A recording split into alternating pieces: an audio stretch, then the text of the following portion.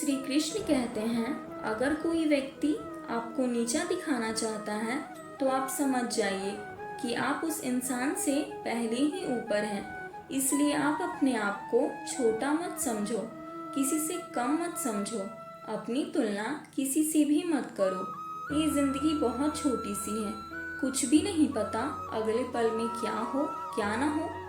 मनुष्य पूरे दिन कार्य करके इतना नहीं थकता जितना गुस्सा करके पल भर में थक जाता है और परेशान हो जाता है, और ये हमें अंदर तक खोखला करता चला जाता है। अगर आप ये सोचते हो मुझे लोग धोखा देकर चले जाते हैं, मेरे ज़्यादा अच्छे दोस्त नहीं हैं, तो आप एक बात याद रखो, अगर आपको रिश्ते बनाने हैं तो भगवान से बनाओ। कभी किसी व्यक्ति की ज़रूरत नहीं पड़ेगी, आप हमेशा अपने जीवन में खुश रहोगे। आपको सलाह देने हजारों आएंगे, लेकिन जब साथ देने की बारी आएगी तब केवल भगवान और भगवान के रूप में आपके माता पिता आपके साथ आएंगे, और कुछ दोस्त जिसे भगवान आपके लिए भेजते हैं वो साथ आएंगे। श्री कृष्ण कहते हैं, तुम रात को सोने से पहले सबको माफ करके सोना, जब अगले दिन सुबह उठोगे तो मैं तुम्हें माफ कर दूंगा। इसलिए इंसान को माफ करना सीखो। अगर आप माफ करना नहीं सीखोगे तो अंदर ही अंदर परेशान रहोगे। जितना उसको कोसोगे उतनी ही तकलीफ खुद तुम्हें होगी। अगर आपको किसी व्यक्ति की कोई भी बात बुरी लगे तो यह दो बातें याद रखना। अगर व्यक्ति महत्वपूर्ण है तो उस बात को भूल जाना, और अगर बात बहुत बड़ी है तो उस व्यक्ति को भूल जाना। रात को सोने से पहले आप भगवान से बातें करना, जो भी परेशानियां हैं उन्हें बता देना, आप उसे माफ कर देना।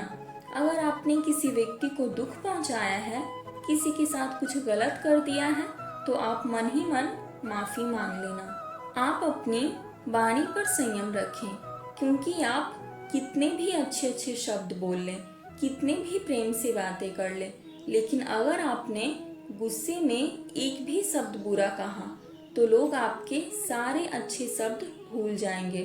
सबके दुख बांटना पर कभी किसी को दुखी मत करना, सबको हंसाना पर कभी किसी पर मत हंसना। आप जो भी कर्म अभी करोगे आपको वापस ज़रूर मिलेगा। अब अच्छा करना है या बुरा, यह आपके हाथ में है। आप वर्तमान में जीना सीखो, क्योंकि आपको नहीं पता कि अगले ही पल में आपके साथ क्या होगा। तो अपने भविष्य के बारे में सोचकर व्यर्थ की चिंता मत करो। खुशियाँ चाहे किसी के भी साथ बांट लो, लेकिन अपने दुख सिर्फ उसी के साथ बांटो जिन पर आपको पूर्ण विश्वास हो। श्री कृष्ण से कितना कुछ छूटा, पहले माँ छूटी, फिर पिता छूटे, फिर जो नंद यशोदा मिले वो भी छूटे, संगी साथी छूटे, राधा भी छूटी, गोकुल छूटा, फिर मथुरा छूटी। श्री कृष्ण से जीवन भर कुछ न कुछ छूटता ही रहा। कुछ नहीं छूटा तो वो है देवत्व, मुस्कान और सकारात्मकता। श्री कृष्ण दुख के नहीं उत्सव के प्रतीक है। सब कुछ छूटने पर भी कैसे खुश रहा जा सकता है, यह श्री कृष्ण से अच्छा कोई नहीं सिखा सकता। इसलिए अगर आपके जीवन में कुछ छूट रहा है तो परेशान मत होइए। क्या पता ईश्वर ने आपको और बेहतर देने का सोचा हो। इसलिए अपनी परेशानियों से घबराएं नहीं, उसका सामना करें। आने वाला वक्त यकीन मानिए बहुत बेहतर होगा।